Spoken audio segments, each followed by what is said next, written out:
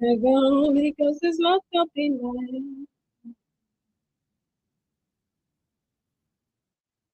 As the Holy Ghost is locked up in my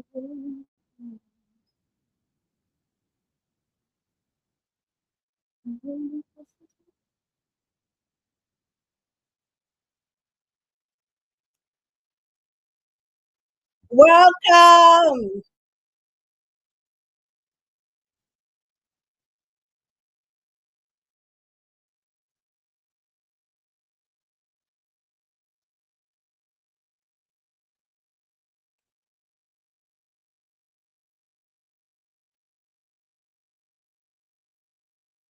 Spirit, pray.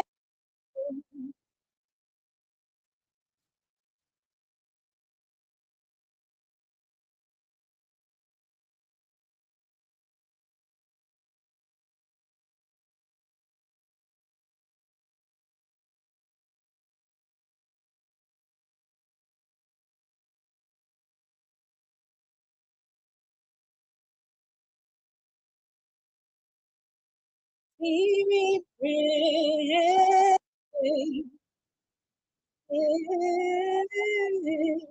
Spirit, pray from this earth.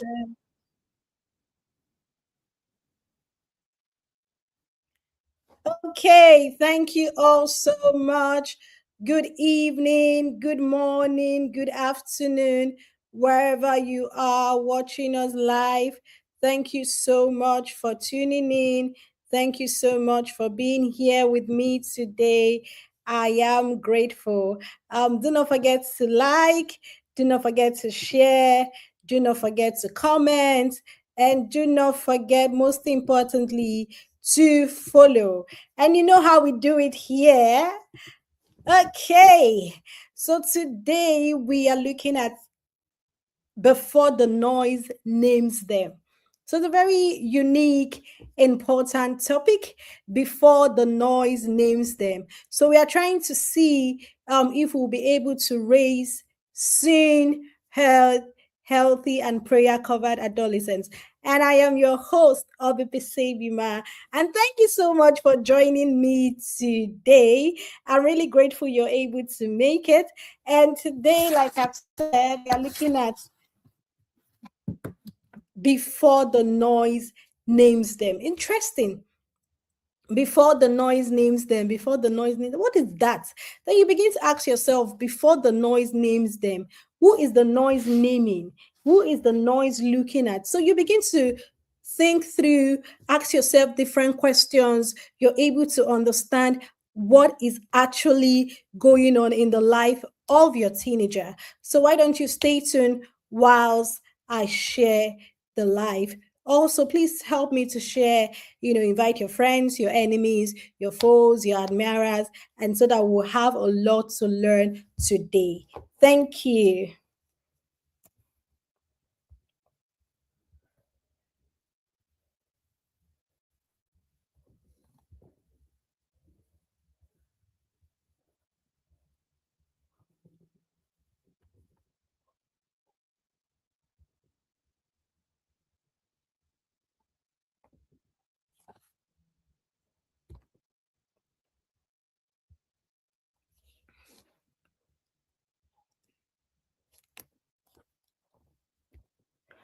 Okay, once again, thank you so much for tuning in. And like I said today, our topic is before the noise names them. So we are looking at raising seen, health, healthy, and prayer covered adolescents. We are trying to make sure we raise a healthy community where parents and families could actually have a very good conversation without feeling judged. So today we are going to be able to understand the adolescents. We are going to learn not to compare them. We are going to guide them. We are going to protect them. And most importantly, we are going to pray for them. I'm so excited today because I have a lot to unpack for us all.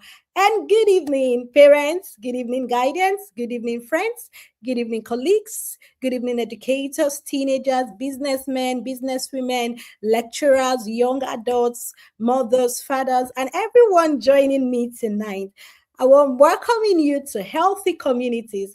And as you know, I am your rural health advocate, Obepusebima. And tonight, I want us to, have a different kind of conversation. I want us to imagine that I have three chairs beside me. So imagine that I have three chairs beside me. So now, on the first chair, the child you on the first chair is the child you actually have. So on the first chair is the child you actually have. So imagine you have three chairs beside me. On the first chair is the child you actually have. On the second chair is the child you expected to have.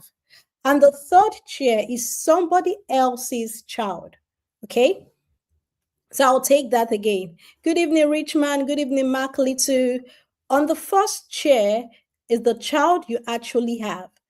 On the second chair is the child you expected to have. And then on the third chair is someone else's child.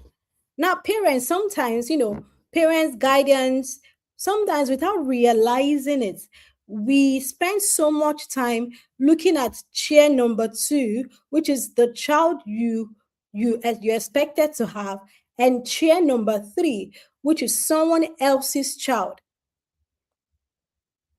That we stop seeing the beautiful human being seated in chair number one, which is the child we actually have. Good evening, Richman, which is a child we actually have. So we say things like, look at your cousin. We say things like, your sister never behaved like this. We say things like, look at your friend's son. We say things like, at your age, I was already doing this, I was already doing that. Why can't you be more like this person or that person? And slowly, gradually, the child begins to hear sometimes something they never have intended to hear. Okay, so they begin to question themselves.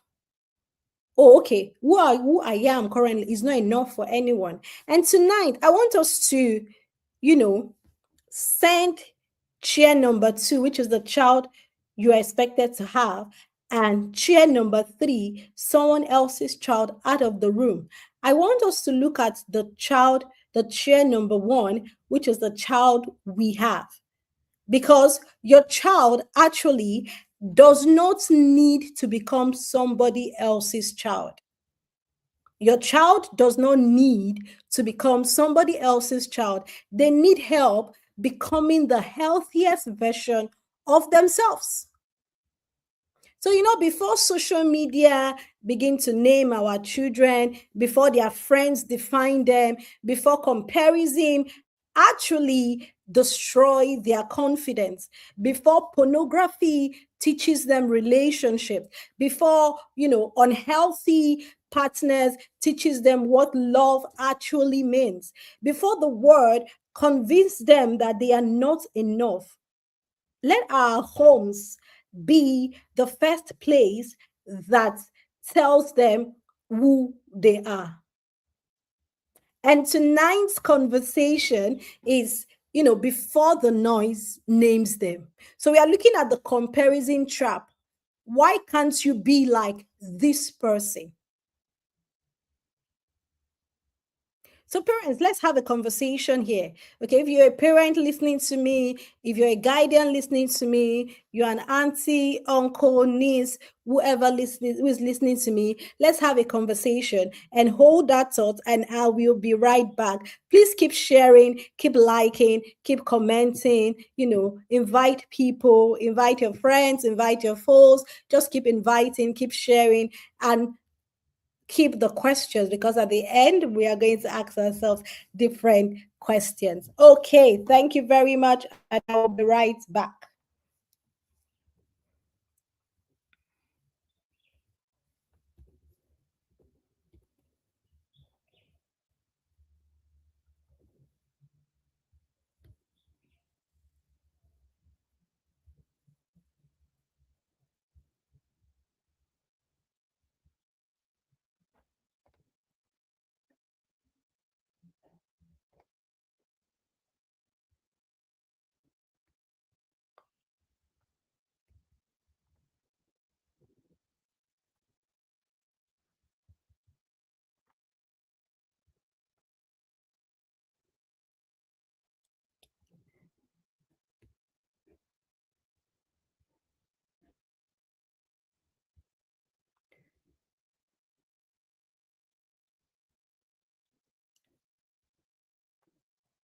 Okay, and we are back. So parents, let's have a conversation. Let's have a talk. Okay. There's a sentence, many African children know very, very well. Is look at so and so's child. Have you heard that word? Just think. Have you heard where parents are comparing their kids to another person? Have you heard sometimes the child has not even done anything terrible, anything wrong? Maybe they scored an A in their class, and instead of hearing well done, you hear things like, "Where did you struggle? Do you know what Mr. So and so daughter, scored in their test? The child does the dishes. Look at your sister. She does not need to be told. The boy enjoys arts. So you tell him, why can't you be like your brother who likes science? So you realize that in a family, one child is outgoing, one child is a talkative, the other child is very quiet, the other child doesn't say anything. One tries to, learn quickly. Another needs, repetition for the person to understand what is actually going on in their life. So I want you to understand that children are not photocopies. Okay. It's not something you could just pick from one person and give to the other person. Children are not photocopies.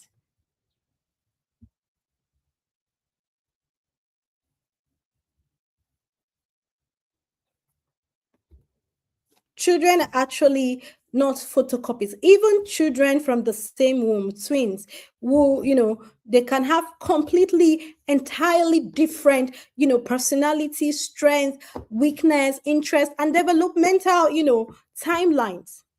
So I want parents on this, meeting this evening to stop using someone else's child as a yardstick for their own child. So you need to understand that comparison does not always produce results. Sometimes it just produces competition, it produces resentment, it produces insecurity. Siblings begin to secretly dislike and hate themselves. And sometimes it produces a child who decides, since I'm not enough for anybody, I'll probably stop trying. So, as a parent, as a guardian, as an uncle, auntie, what should you do differently? You need to stop comparing your child primarily with their own previous progress. Now, instead of you saying your sister was reading better than you at this age, you could say, "Oh, I see you're reading, more confidently than you actually were 3 months ago." And then you begin to explain to them, let's work on this part you're finding it difficult. Let's look at it this way. Let's look at it that way. Now you try things like, I want to understand what you find difficult. How can I support you?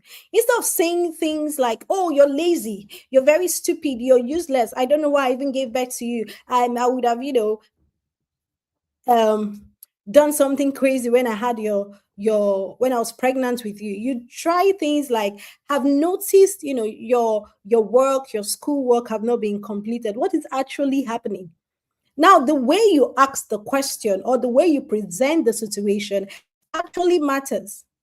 Now, you can actually correct a behavior without attacking the identity of the person. Okay, so you can correct the behavior without attacking the identity of the child. So you could say things like, oh, you made a poor decision. It's actually different from telling the child you're a very useless child, you're an unfortunate child, you're a stupid child, you didn't prepare. If you say you didn't prepare properly, I understand. It's different from when you tell a child you will never amount to anything good, you're just stupid, you're just useless. We need to understand that even as kids and as adults, okay, words actually that are spoken in anger can become the very sentence children repeat to themselves even years after we as parents, we as guardians forget that we ever said those words. So there are words that the child will repeat to him or herself And this is one thing I want to emphasize on. Parents, learn how to apologize. Parents, learn how to apologize. Learn how to apologize. Some parents think apologizing to a child removes their paternal authority. Like, why am I going to apologize to you? I gave birth to you. I'm taking care of you. I'm doing a lot of things for you. So it does not, sometimes it does not take off your parental authority. I want you to understand that. And sometimes one of the healthiest things a mother or father can say to their child is, I compared you to your brother, and that was actually unfair. I shouted when I should have listened. I actually embarrassed you in front of people. I should not have done that. Michaelito says, oh, my parents don't do it. I should not have done that. I'm your parent, but I'm still learning. So you apologize. Now you don't lose authority by apologizing to your child. You actually gain respect. Do you know what you're demonstrating? You are teaching that child accountability. So you're teaching that child accountability. The child begins to understand, okay, this thing I'm doing, when I offend someone or when I hurt someone, I should learn how to apologize. So constantly telling your children to say sorry, whilst you as a parent, you're not living up to the expectation, is actually wrong. So let them hear you as a parent say, I'm sorry. Let them hear you as a parent or see you as a parent take accountability. Now, parents, I want you to do a check in for me today. Okay. So ask yourself tonight, do my children experience me mainly as a critic? Okay. Do my children experience me mainly as a critic, or do they experience me as someone who is helping them grow in different aspects of their life? So, do my children only hear from me when something is wrong, or do I know what they enjoy? Do I have that relationship with my kids? Do I know their friends? Do I know what makes them anxious? Do I know what makes them cry? Do I know what they're watching? All those things are things we need to know. But we are quick to correct our child, but I want you to understand that correcting the behavior of a child is parenting, which is right. But knowing your child is also parenting. So if you're able to correct the behavior of your child, and knowing your child is also parenting as well. So you begin to hear things like, oh, my child has changed. My child used to be like this, and then the child is like this. My child used to be this way, and now the child is that way. Let's look at understanding adolescent development. Now, let me speak to the parents who say that child has changed. Yesterday, your child wanted to follow you everywhere when the child was growing. Oh, mommy, mommy, mommy, I want to come with you. Oh, daddy, daddy, daddy, I want to come with you. Oh, uncle, I want to be by your side. I want to hear whatever you say. And today, they tell you, mom, dad, please, you knock on my before entering my room. I need my privacy. I need my space. I need everything. So you begin to, is it worth it? Thank you very much. Thank you all so much for joining. Thank you for liking. Please continue sharing the live. I'm really grateful to have you here today. Okay, let's continue. So, that same child that tells you, oh, you need to knock before you enter my room, you need to do this. That same child can spend 3 hours on the phone talking to their friend. So parents, sometimes, so the word there is sometimes what you're listening to or what you're witnessing is actually not rebellion. It's actually a developmental phase they are going through. The World Health Organization actually defines the adolescence as a period from the ages of 10 to 19, which involves the changes or the major physical, emotional and social developments they go through. Now we have what we call the different types of adolescent stages. So I'll just briefly take us through so you understand why your child is acting the way they are. Okay, let's look at the early adolescence, which is between the ages of 10 to 13. So this is where they begin to question what is happening in their body. The girls are developing breasts. The boys are beginning to grow their testicles, their pennies. Both boys and girls are experiencing a very, growth spurt. Now they begin to, become more private. They want to close the bathroom, the door, and have a shower. They begin to see things. So they ask you questions. So at this stage, what the teenager needs from you as a parent or as a guardian is to prepare them for the changes that is happening or the changes that would experience. So you don't actually need to wait until your daughter's first menstrual period before you sit your child down and explain what menstruation is to your child. You don't need to wait until your son has his wet dreams. Men, am I communicating? Did you guys have your wet dreams as teenagers? Okay. Did you guys have your wet dreams as teenagers? Let's go there. Thank you. Is it worth it? Did you guys have your wet dreams as teenagers? Men, I want to see you in the comment section. Okay. So as a parent, you don't have to wait until your son's first wet dream or until your son has, an unexpected erection before you begin to explain puberty to him. So, fathers, talk to your sons, talk to your daughters. Mothers, also talk to your sons and talk to your daughters. Now, we have what we call the middle adolescence, which is approximately between the ages of 14 to 17. And this is where you begin to hear things like, I'm not a child. Okay. So they're being influenced by peer pressure, they have this romantic attraction for the opposite gender. They want to look good. They want to try to, they want to make sure they are able to iron their uniforms, look good for the gender, understand themselves. Now they begin to question about sexuality at this stage. But you need to understand that knowing or at this stage in the life of the adolescents, you ask them, what's happening around you when you make such decision? Were you frightened? You educate them, because this age between 14 to 17 is where they become easily influenced by peer pressure. So if you're not able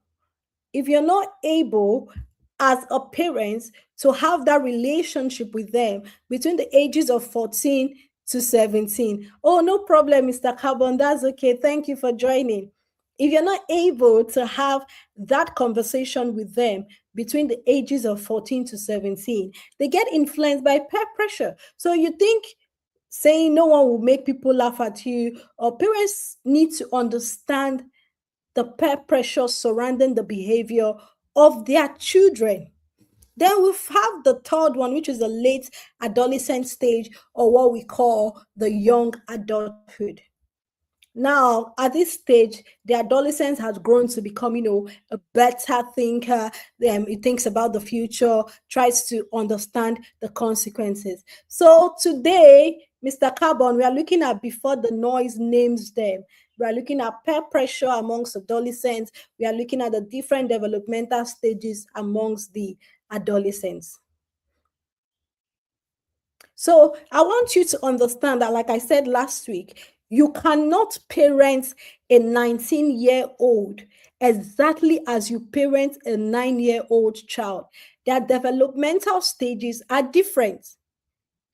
So the goal of parenting is to understand that you're not to control your child forever, but it's actually to produce adults that would make wise decisions when you are nowhere in sight, when you're dead, when you're gone. You're producing adults that will make wise decisions. Now, I want us to, when there's a normal teenage change, do you think is actually a warning sign? Now, parents often make one or two mistakes, and I'm going to tell you. Some panic about, every adolescent change. Some say, oh, They are just teenagers. Thank you, Adaise. So we need balance. So wanting more privacy as a teenager is actually normal. Now they begin to spend more time with their friends. They could be on the phone, playing video games with their friends. They're experimenting with clothing, they're experimenting with hairstyles. But parents need to pay attention when there is a significant change from the child you've known over the years. So we need to come to that stage where you need to pay closer attention. If you see a young person who suddenly begins to withdraw from everybody, that should be a cause for concern. The adolescent loses interest in different activities. They previously enjoyed, they stopped having fun. They show persistent sadness. They are easily irritated. They begin to experience or have money gifts that they cannot even explain. So some of them begin to self-harm themselves. All those things are things parents, guardians, uncles, and aunties need to put into consideration. And parents, if your child walks up to you and tells you, somebody touched me, someone is blackmailing me, or someone asked me to send pictures, I don't want to live anymore, I want to die, I'm hurting myself, I'm scared of somebody. Don't begin with, parents have a way of beginning with, what did you do? You must have done something bad. You are a terrible child. You are a very useless child. You are an unfortunate being. Yes, it's common human, instinct to exactly respond that way. But rather than saying, what did you do? You could begin with saying, thank you so much for telling me. Then what do? You don't shame your child into silence. Because when the child presents the matter to you and you shame the child into silence, the child will automatically not say a word to you. Thank you, Raskaf. The child would automatically not say a word to you. So, children under 18, both boys and girls, can be victims of sexual abuse. They can be victims of exploitation. They can be, victims of a lot of things. So, when they come to you to explain what has happened to them, you have to be that safe space for your adolescents. Parents, guardians, aunties, uncles, whether you like it or not. Thank you, Big Blue. Whether you like it or not, sexuality education is happening. Oh, okay. Sexuality education is happening. Whether you like it or not, sexuality education is happening. The only question is, who is actually providing that education? Whether you like it or not, sexuality education is happening. But the question is, who is providing that education? Because if you don't talk to your teenagers, if you don't talk to your child, Google will talk to them, TikTok will talk to them, pornography will talk to them, friends will talk to them, movies will talk to them, influencers will talk to them, and sometimes predators will talk to them. And this is why it is important that comprehensive sexuality education becomes something we introduce in our curriculum. It should be age appropriate because it includes a lot of things. It should be scientifically, accurate. So, like I said, if you don't talk to your children, TikTok will, Google will, both the boys and the girls, it will talk to them. And by the time, this thing, we always have this mentality that, oh, okay, you train your own child to be good, to be God-fearing, loving, and then another person's child, you can't train that child. The truth of the matter is, whatever home training you've given to your child, and the child misses someone else, and your child is not grounded in him or herself, the child can be influenced by another person.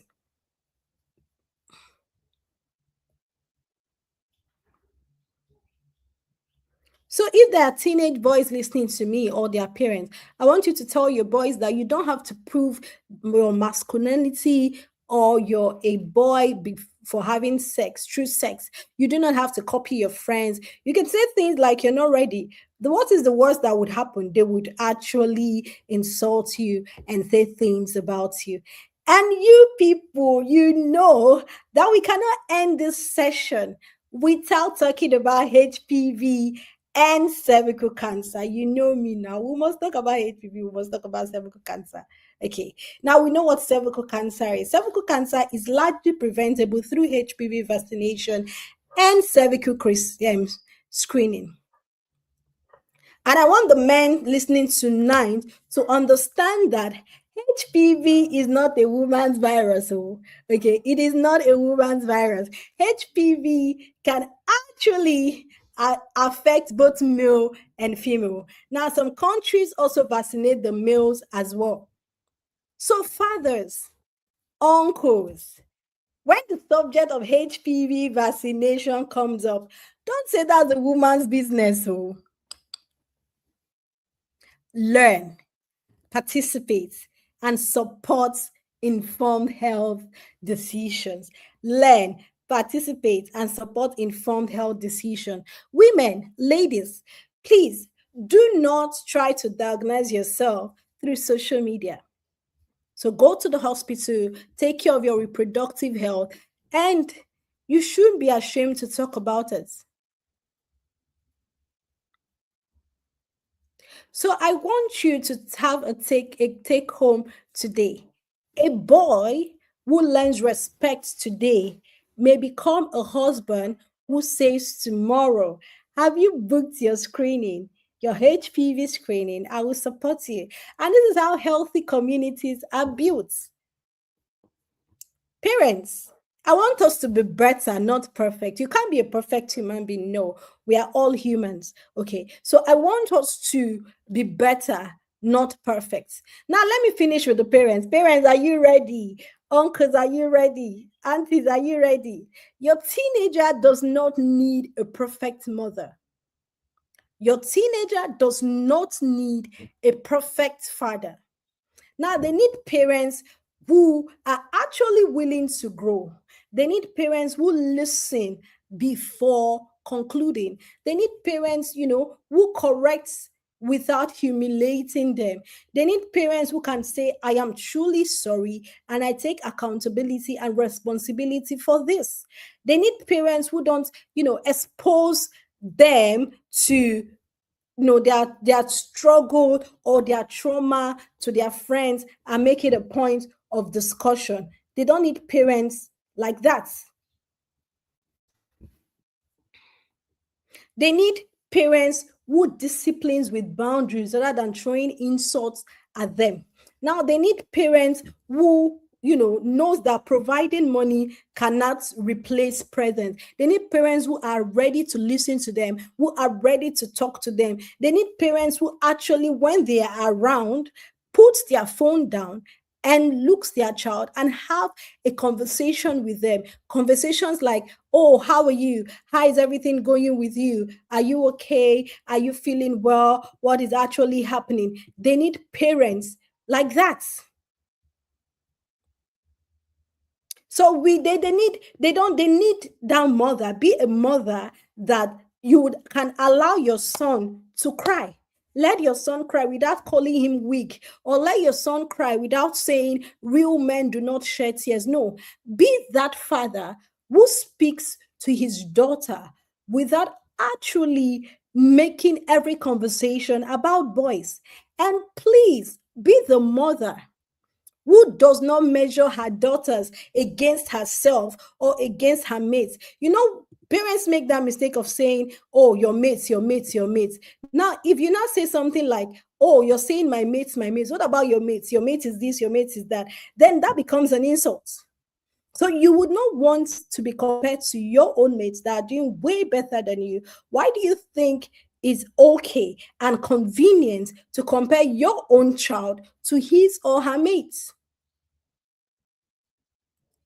And please, please, and please, and please, aunties, uncles, whatever, Stop comparing siblings.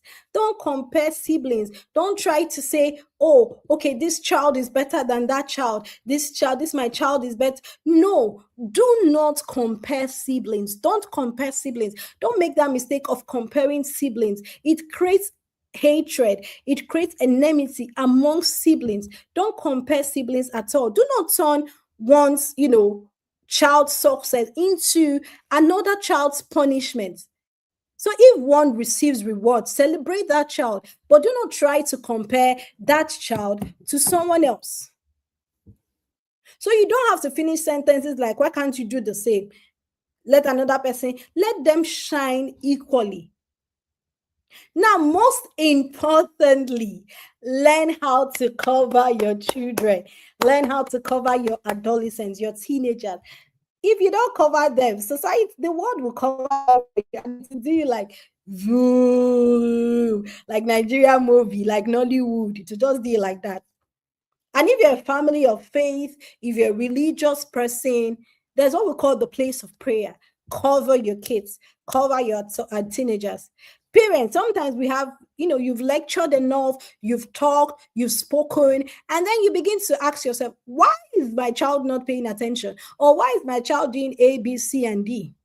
Sometimes we've shouted enough. Sometimes we've worried enough. Sometimes we have checked the phone enough. The thing you can do is take that child to God in prayer. Thank you so much. So the thing you can do is take that child to God in prayer.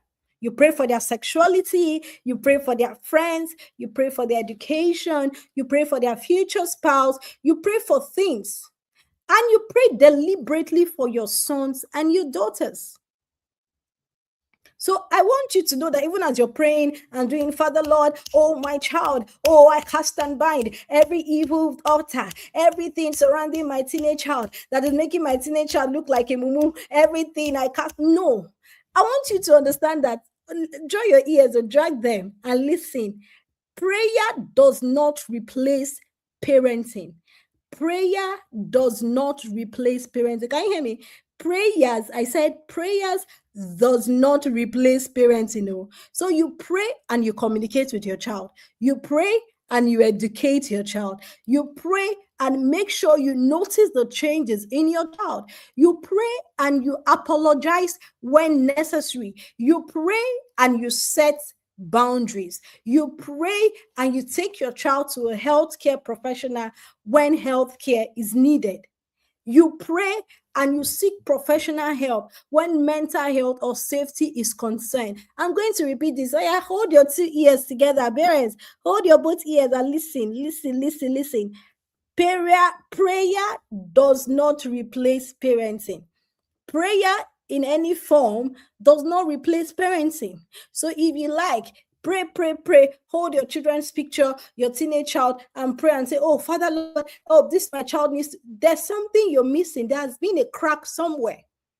Prayer is very good, but when you pray, communicate with your child. Take your child out, maybe for dinner or ice cream. Let the child open up to you. Let the child talk to you. Hold your ears. Nana D, tell them, let them hold their ears very, very well. Let the child talk to you. Let the child communicate with you. Pray and educate the child. Pray and educate the child about sexuality. There is nothing wrong. Okay, we try to, really make everything religious, make everything like a sin. No, educate your child. Pray and notice the changes, the behavioral patterns in the life of your adolescent. Pray and learn how to apologize when necessary. Pray and teach your child how to set boundaries. Pray and teach your child how to greet, how to say good morning, how to say thank you, how to say I'm sorry. You remember the scripture says faith without works is dead. So when you faith and you take responsible action, it works together. And above all today, if you do not hear anything I've said today, above all, I want you to know that our children are not trophies to be displayed.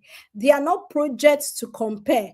They are people entrusted to our care that we need to take care of.